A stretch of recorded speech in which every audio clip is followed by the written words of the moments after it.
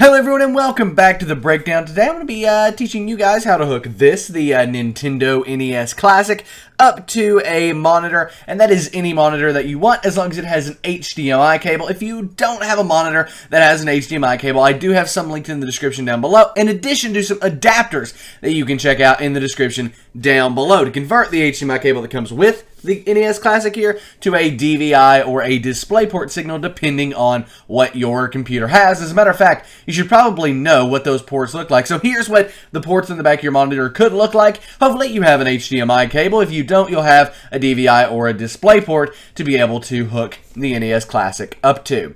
Nevertheless, let's just go ahead and jump right on into this. It's a quick and simple process, but let's go ahead and get it done. So here we have the NES Classic. I've got the controller plugged in there. In the back, I have the power already plugged in, and that runs under the desk. And then here we have the included Nintendo branded, that says HDMI on that side, but it is Nintendo branded HDMI cable that comes with the NES Classic. What we want to do is go ahead and plug this into the back of the machine. Let me go ahead and set that up real quick. So we're now looking at the back of the NES Classic, and here is our HDMI cable. As you can see, it is in fact Nintendo branded.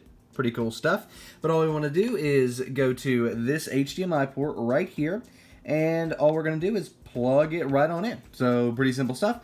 Come right here, and I'm trying to do this one-handed, but we just want to plug the HDMI to this end of the NES Classic. We can then flip it back around, right like so, and booyah. It is now plugged in the back and ready to go with the power cable and the HDMI cable. Now, we've got to get this plugged in to our monitor. So here's the back of our monitor, and plugging it into the back of the monitor is very, very simple too. However, at this point, if you do have an adapter to use a DVI or a DisplayPort with your HDMI cable, you're going to go ahead and plug that in onto the end of this to convert this into DVI or DisplayPort. Again, you can find those links in the description down below.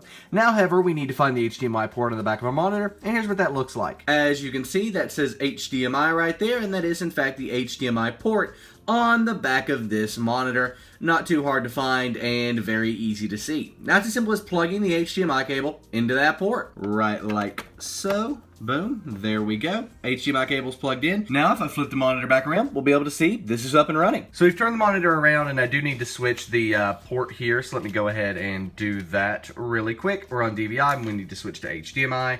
And whenever we turn on the NES Classic with the classic power button there, I love how they kept the power button such like, I mean, look at that. That is like a classic NES power button. I love that. But now we can see that, in fact, it is up and running. Dr. Mario was the last thing we played, but everything is on here. Final Fantasy, all sorts of awesome games, but this isn't a review of the NES Classic. This is just to show you how to set it up on your second monitor, or on a monitor with HDMI, I should say. But nevertheless, if you have any questions, let me know in the comment section down below.